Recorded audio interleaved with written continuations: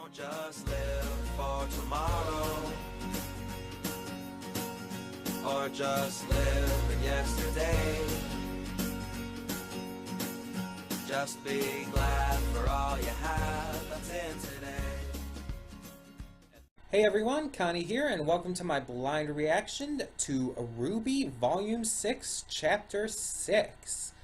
Okay, so, obviously, like I do for the weekend stuff, I am pre-recording this. This is being pre-recorded on Monday, the 3rd. So almost an entire week before it's set to come out on the channel. And as always, I'm doing this just because to avoid spoilers and all. So yeah. We have another episode of RWBY here, and last we left off, we had a damn good one. Like, seriously, the last episode was damn good. Because we had the return of our Ice Cream Queen, Neo, which, as you remember, I had a little bit of a fangirl moment over. And a lot of people seem to really get excited over that. Even Murder of Birds, who kind of knew it was already coming, because he read the description of the episode and all, and it's like, do what you do. I really wish he hadn't known it was coming beforehand. And then others like Rarity Dash and all, it's like he knew that it was going to happen, but he was still excited and surprised when it did, and he didn't know it was going to happen right at that moment and stuff. But yeah. Plus, we had the beginning of a new little arc for our main heroes at the Brunswick Farms. This kind of horror-themed arc, it seems.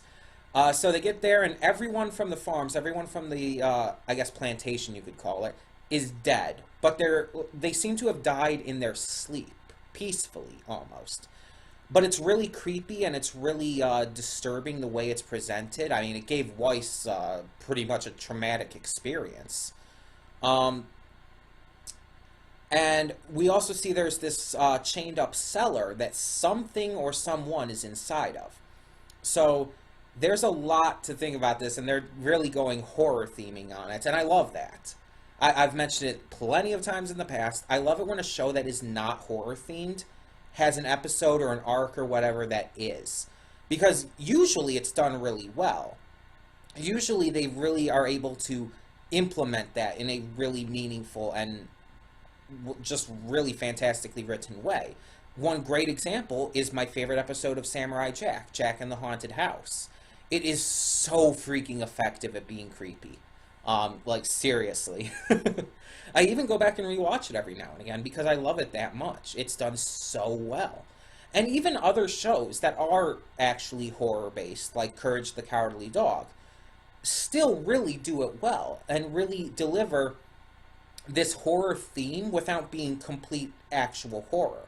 Like, Courage the Cowardly Dog isn't like full-time horror. A lot of it is goofy, a lot of it's silly comedy, a lot of it is ridiculous. But all of it has this horror theme to it. And it keeps that theme the entire time. RWBY definitely has some aspects of horror to it. I mean, the Grimm are pretty freaky. Salem and her lot, Salem's Lot, they're pretty creepy. There's definitely some aspects of horror in RWBY, but it's never been horror themed, and there hasn't really been much of a horror themed episode. The closest we've got, as I mentioned before, was with the Nucklevy, which was fantastic. I loved the Nucklevy, by the way. But it's like we've never gone further than that, and we've never had what seems like an arc centered around that. Now, I don't know how long this arc's going to be. Probably not too long. If I'd say, I mean, it started the last episode. It's probably going to be in this episode and maybe next episode. But that's going to be it. It's just a short little arc centering around this farm. Now, the big question is still, what caused these deaths? I've heard a lot of theories. One of the big ones is some people pointed out, I think one or two people in the comments on my video pointed out that everybody's saying they're tired. Why is everyone saying they're tired? And my thought, like, initially when I was watching and stuff, like, it's like, oh, yeah, after everything they've been through, after the train crash, after that huge lump of information from Jin, yeah, of course they're going to be tired. And I mean, sure, that's probably part of it, but through rewatching the episode, I started noticing just the way things have been happening. It almost seems unnatural, their tiredness. It almost seems like it's not quite because of what happened. I don't know, just the way it's presented seems sinister almost. And maybe it's just because someone did comment on that, and I've heard other people mention that. Maybe it is because of that, and it's influencing the way I'm viewing it now, but who knows? It's an interesting idea that maybe if you go to sleep, you never wake back up, or at least you won't wake up naturally. I mean, maybe you can be woken up, but we don't know. And maybe it's because of that all these people died and everything. They froze to death in the cold from being asleep for too long. We don't know what this is in the cellar.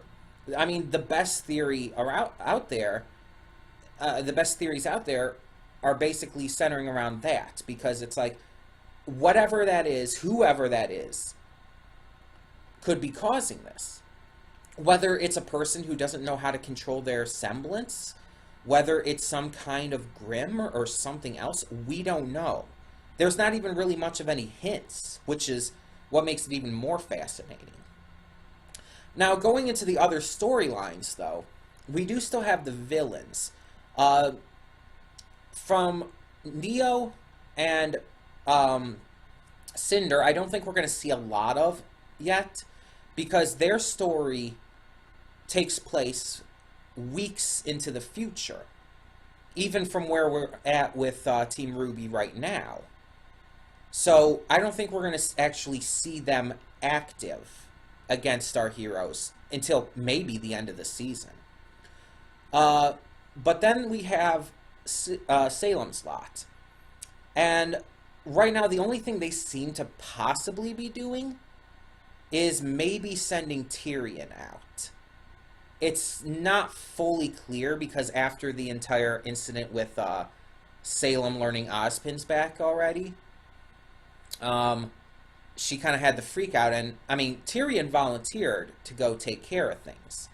But we don't know if that's actually going to go anywhere. I kind of hope it is. I'd like to see him get into action again. But a lot of people have been saying that Watts will probably be a lot bigger of a focus in this one. And he's had a couple scenes, but so far it's like, we need more if that's going to be the case. And this is already the 6th episode in. The villains haven't done a lot yet this season. Adam was in the 1st episode, but he hasn't really had any big return yet. His influence has had a return with Yang and Blake, but he himself isn't really doing anything at the moment either. I think we're kind of in this slow period for the villains. Like, they're not going to be doing much right now. It's going to be building back up to them after what happened last volume. We're going to be focusing more on the heroes and their struggles to get to where they're going, as well as maybe a bit more of Cinder and Neo, because Cinder isn't really one of the conventional villains right now. She's kind of doing her own thing along with Neo now. And I mean, they're definitely going to be a little bit of more of a focus, I feel. One other thing to note, I was pointed out that when Neo had stopped fighting Cinder because of her maiden powers and all, and Cinder was like, okay, let's talk, Neo, like, signed that she couldn't speak. And it's like, I didn't really catch that in my first viewing during the reaction. I noticed she did make a motion, I just didn't know what she was doing exactly, and I think I might have been talking during that moment, so I just didn't really put it together. On rewatches, I did notice it more, and I did notice Cinder saying right, like, yeah, of course. And I thought she was just, like, signaling that she doesn't speak. It didn't cross my mind that maybe she can't. And I mentioned last time, I did talk about this last time, about whether she can or not, and I said I just want confirmation. And this was being said as like, oh, this is kind of confirmation, because she apparently actually used legitimate sign language to sign that she can't speak. And now we've heard her make noises before, so she's not completely mute, but she at least has some kind of speech problem to where she can't hold a conversation. And that does raise some interesting questions, like how has she gotten along all this time since we last saw her? And how did she communicate with Little Miss Malachite to find Cinder and communicate that her name is Cinder? Because how else would Little Miss Malachite have found that out? It does raise some questions. I mean, I assume Neo communicates another way, and I hope they go more into that. I hope they just go a lot more into Neo, because I feel like she does need legitimate development. Because she's popular, but she hasn't actually gotten a lot of character development throughout this series. She's mostly popular because she has a cute design, and she's interesting. And I mean, I like Neo. Don't get me wrong. I definitely like our Ice Cream Queen. But at the same time, I'm not going to argue that she's not the most interesting character. She doesn't have this great development. She just doesn't. That's undeniable. But I'm hoping that they give that to her now that she's coming back into the picture working with Cinder. And I assume Cinder's going to be a legitimate part going forward of the story. So we'll have to see. We'll have to see. But yeah, I'm really excited to see where this goes. I've been told that this episode's really good, though. I have been told that. I haven't been told anything about it. I know nothing about what happens in it, but I've been told it's really good. And apparently some people joked around saying like that it solves problems, like the problems they had with the past of the episodes and stuff. Some people have been saying, like, through various social media that some of the past seasons and all, and I mean, we've known people have thought some negative things about past seasons, and even some past episodes this season. People have been saying that they're not as great and everything, but apparently this episode solves a lot of that. So we'll have to see. In the meantime, we're just going to get started. So when the screen fades to black, pause this redirect and go to the description below. Follow the link to the reaction, and after you watch it, come back here to the redirect and resume play, because after it fades to black and then fades back in, everything from that point forward will be my afterthoughts, and will contain spoilers to the episode. So that being said, thank you so much for tuning in, and I will see you at the reaction. And we are back, and we'll begin with spoilers in 3, 2, 1, now. Okay, so yeah, this episode concluded this little mini arc we had, this horror-themed mini arc, and it was fantastic. Like, I'm glad that this episode focused entirely on that, because it felt like it was needed, especially for what was going on. So yeah, we find out that the reason that everybody is feeling so tired, that it is actually a thing, like was theorized by commenters and theorizers or theorists or whatever you want to call them. But we find out it was a thing, and it was caused by these Grimm called the Apathy. The Apathy are a type of Grimm that their screams cause this apathetic effect on people. It causes people to kind of just stop caring. And obviously, the more apathy there are, the more apathy there is. Because as was mentioned at the end there with the diary entry, I think his name was Barnaby, he was just trying to take the edge off of everyone, off of his workers and his family and everyone. He just wanted to kind of settle things down a bit. So he brought 2 apathy back. And 2 of them alone probably would have been fine, but the entire pack followed, and he unknowingly sealed the entire pack, which was a shit ton of them, by the way, underground in the tunnels and everything. And in the wells and all of that. The waterways. There we go. And so they unknowingly became more and more apathetic to the point where they just didn't care anymore about anything. So when we saw, like, the corpses laying in their beds, and we found out that that was the same throughout the entire farm, it's not that they just fell asleep and didn't wake up. They just stopped caring about living. They just laid down in their beds and they chose to never get up. They chose to not care, to lose their will. And just they died because they just didn't care otherwise because of the apathy. And that is really sad because, as I was saying during the reaction, he just wanted to help. He had legitimately good intentions. But as I also said, sometimes bad things can come from the best intentions. And it's not always that someone ends up going bad, like someone's intentions are good and it ends up driving them in the wrong direction, like with Salem, who just wanted her love back but ended up becoming evil because of it, because she had just way too much arrogance and pride that drove her to end up believing that the gods just didn't care and that she was better than them and shit. It's not like that. It's like there are plenty of examples in real life where good people are trying to do good things for good reason, and it just ends up going wrong. You could say it's bad luck in a way, like with what Crow has. You could say it's just like things just don't turn out right, no matter what the good intentions are, and that they do things that end up being bad, but it's not their fault. They're not like trying to do bad, and what they're trying to do isn't bad, but it just turns out that way, and that's what happened here.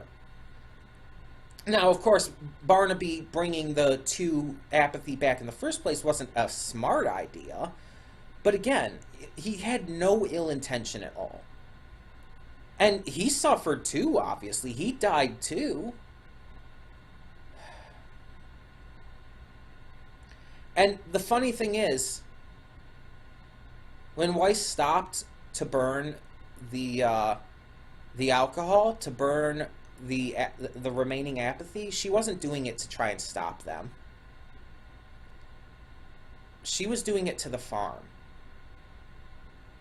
Weiss, for most of her life, lived in apathy.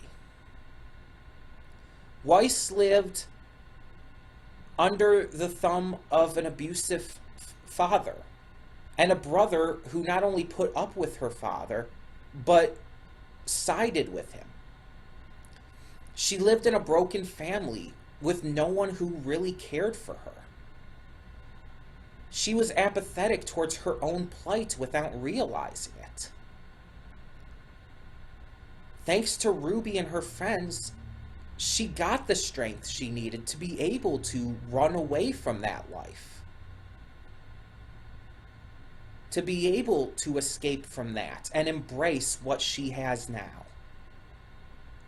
To leave that apathy behind. So her burning, her setting the alcohol on fire, her burning the apathy, and then the farm, was extremely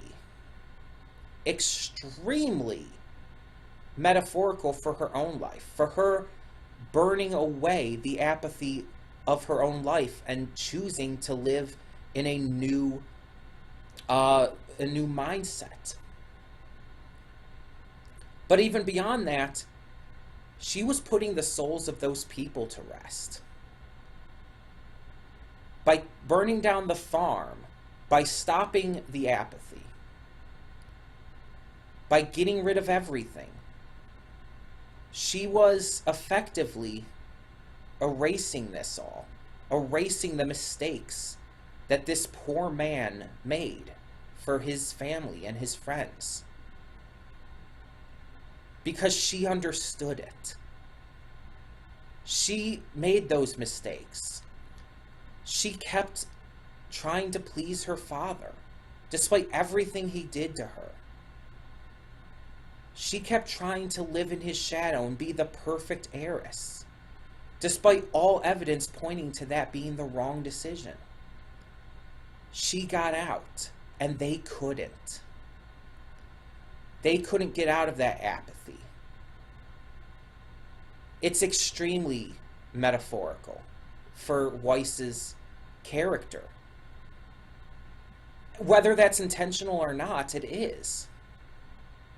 And it's fantastic that she was the one to put in the final blow. It wasn't Ruby's silver eyes. It was her. It was Weiss. But then there is the silver eyes. We finally have found out who Maria is. There were theories. Could she be the Winter Maiden? Could she be someone important to the bad guys or to Ozpin's past? Well, we find out she was a silver-eyed warrior. That was one of the big theories. Because of the opening. The opening, it shows her and Ruby, and it pans from her to Ruby's silver eyes and all.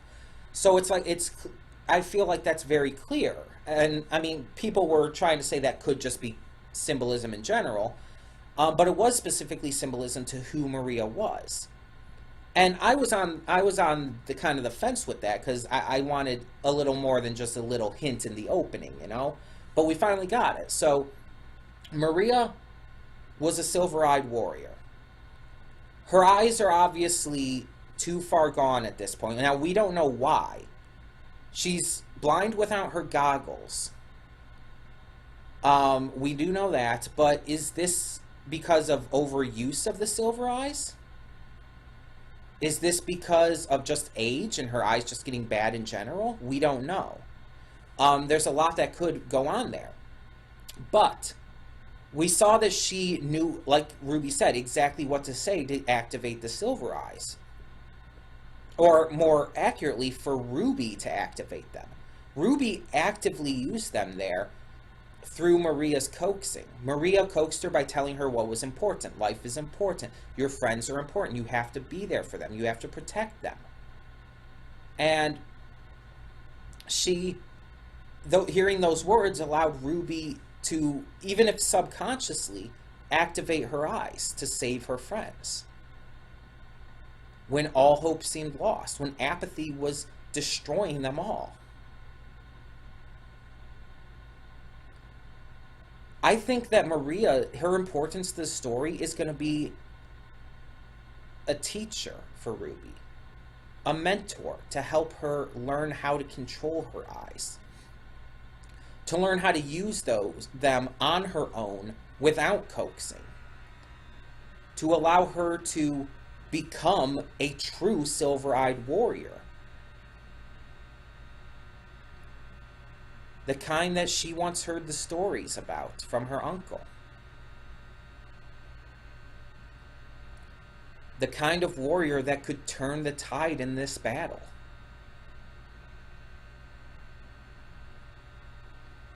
Things are about to change.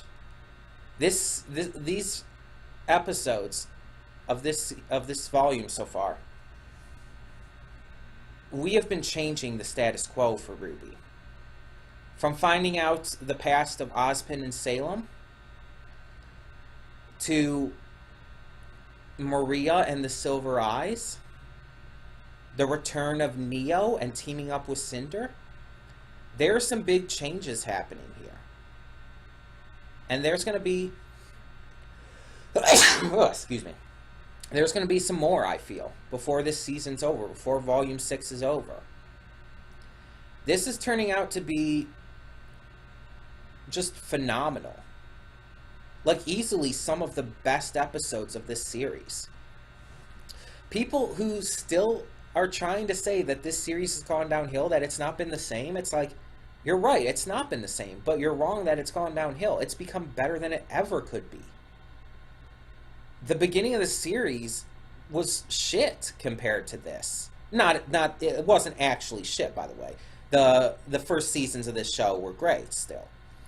But this series just continues to get better and better and better because of these changes, because it's become more character and story focused than action focused, because it takes time, because it slows down. That's important and necessary. And there's still great action, but it's not the focus anymore. And this was something that was needed for so long. So yeah, I'm more than happy with where this ended up going.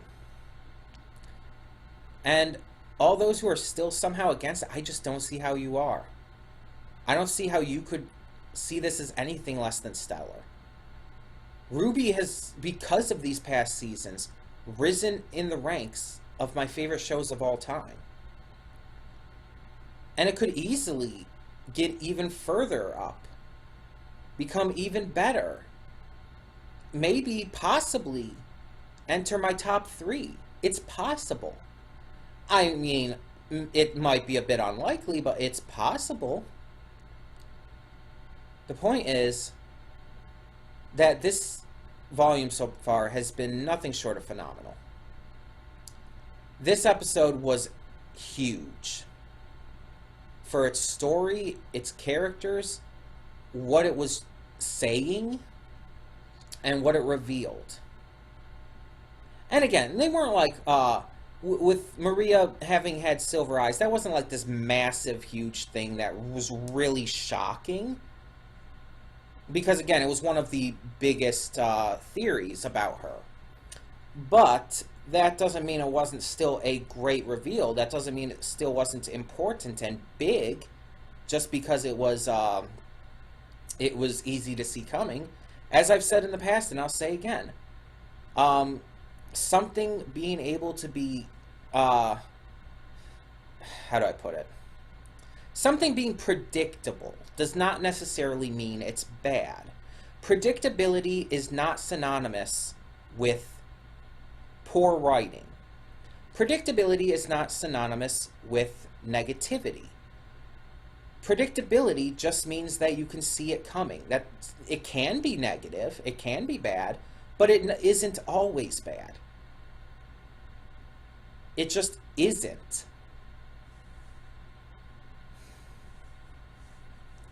And this is one of those cases. This was predictable.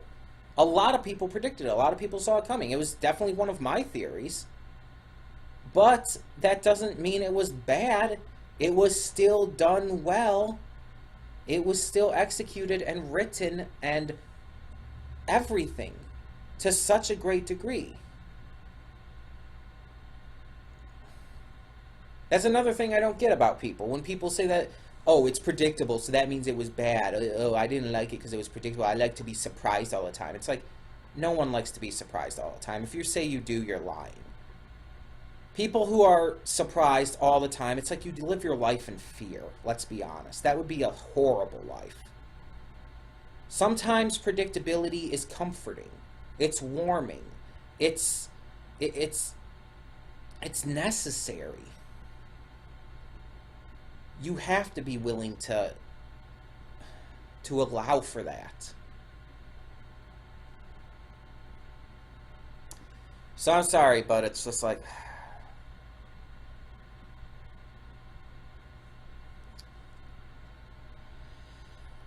And then there's the apathy. I do want to talk about the apathy a little more. Up until now, the scariest Grimm by far was the Nuclevi. Easily. With its erratic movements, its terrifying design, the noises it made, it was absolutely horrifying. And I still think it is, but I think the apathy are worse, are more frightening, not necessarily because of their look, not necessarily because I can connect them easily to the ReDead, the scariest Legend of Zelda creature. They're easily the most terrifying, not only because of that stuff, but because of what they do. Apathy is terrifying. The idea of just not caring about anything. The idea of feeling so apathetic that you're just going to lay down and never move again until you die is terrifying.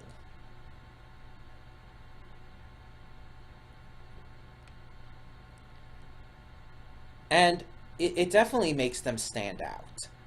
Yes, they're freaky as hell looking. Yes, their screeches are definitely reminiscent of the ReDead and make them freaky as fuck. But it's their ability that makes them truly terrifying. It's their ability that takes them from just freaky, from just creepy, to legitimately scary. It's what makes them as effective as they are. So yeah, I think the ReDirect or not the Apathy are a fantastic Grim design. Not only in their physical design, but just everything about them.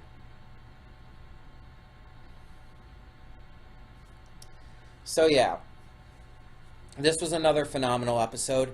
I can't wait to see the reaction to it. It sucks that I have to record these so early to avoid spoilers.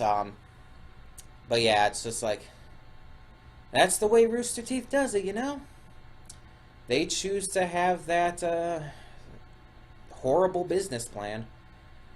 And yes, I'm still, my opinion on that hasn't changed. It's still a horrible business plan. It's still really screws up a lot with the fandom, but I'm done bitching about that. I'm not going to bitch about that anymore. At least I'm going to try not to. I kind of just want to put an end to that conversation, that debate, and everything for now. My opinion on it's not going to change. It still causes way more problems than it fixes, and it's a terrible decision all around. Because most people aren't going to wait. Most people are going to watch it through other sites. They're going to just not end up giving Rooster Teeth their revenue either way. And the people who watch it first, who pay to get it early, same. A lot of people aren't going to pay, even if it's cheap. Because a lot of people are, especially coming from YouTube, and they expected to see it for free at this point. And I'm not saying that Rooster Teeth shouldn't make money off of this, not at all. I think YouTube is definitely at fault for that. And I'm just getting this last bit of things out here, so I can just talk to this one more time. Because someone did bring it up recently on an old one of the old videos of mine about this. Someone did bring back this conversation in a way. So I'm just, don't get me wrong, I'm not saying that Rooster Teeth didn't get screwed out of a lot by YouTube, because they did. They should be allowed to put it on YouTube and get it monetized.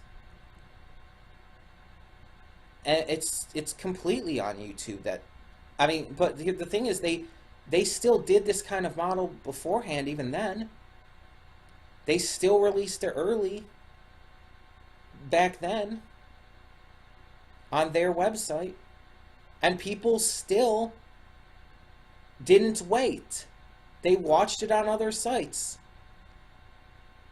So it's like, it's not going to change anything.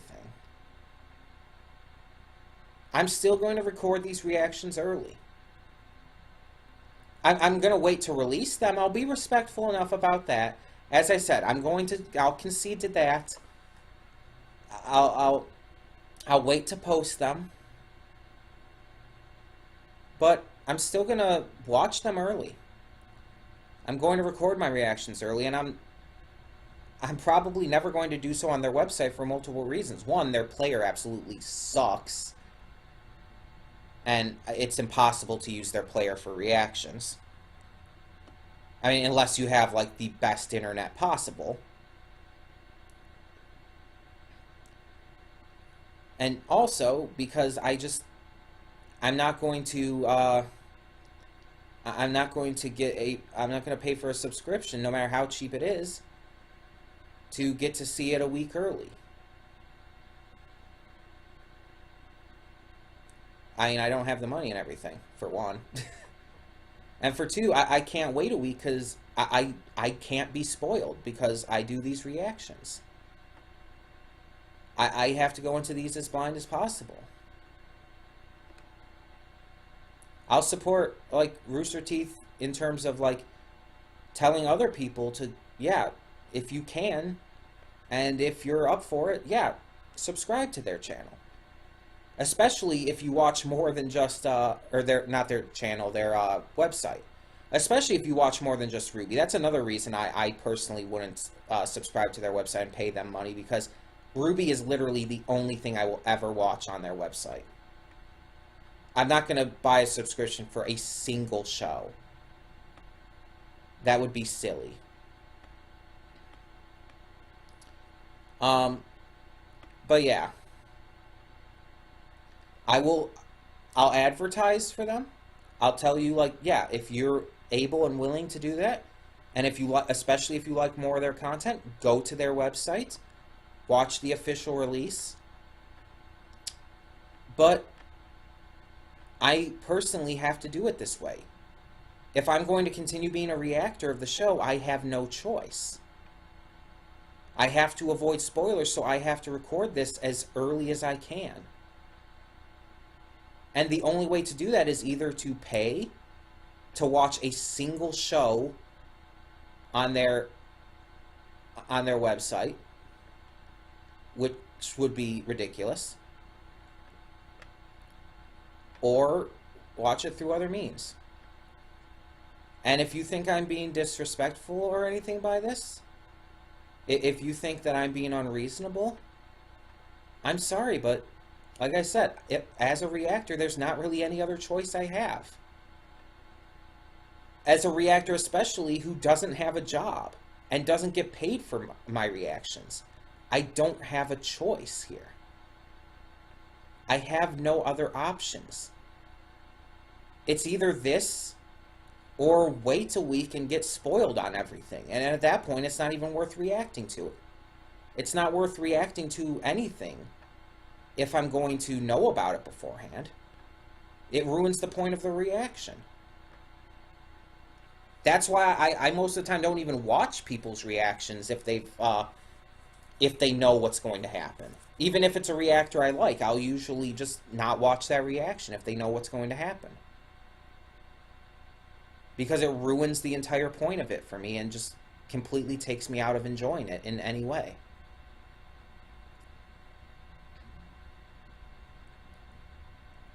So I really am sorry. It's like, I'm not like actively trying to antagonize anyone. I'm not trying to actively go out of my way to be a dick to Rooster Teeth. No, not at all. I'm just saying, as a reactor, I need to be able to at least record this as early as possible. After its initial release. But as someone who doesn't have a job and has had, like, the worst possible time trying to even get an interview, it's like, there's no way for me to pay for it, even if it's just a tiny amount. I have no way to do so.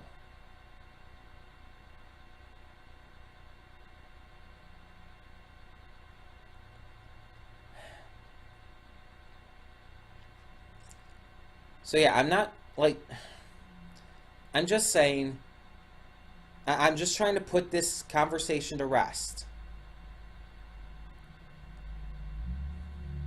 I want to leave it here. So please, don't try to pick it up further. Don't try to argue and debate it further. I'm just trying to explain this and end this conversation once and for all. If you disagree with me, if you disagree with my viewpoints on this, fine. If you choose to want to stop watching my reactions for it, fine. If you want to put a dislike on my videos, fine. But there's nothing I can do about it at this point. Unless you're willing to fund me being able to get the Rooster Teeth first and a much better internet connection so I can watch their player without it constantly pausing to buffer every second, then there's nothing I can do. I don't have another option.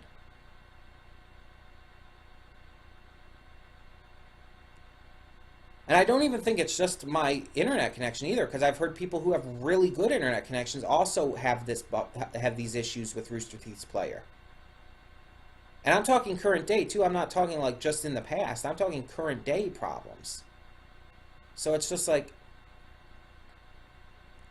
I don't even know. Anyways, like I was saying, this episode, let's actually get back on track and stop with all the ranting about that. Like I said, I'm leaving it there. We're going to focus on the episodes and stuff. We're going to focus on talking about the reaction, what I'm reacting to. Please just leave it be there. If you want to put in your last 2 cents, please, you're able to. You have every right to.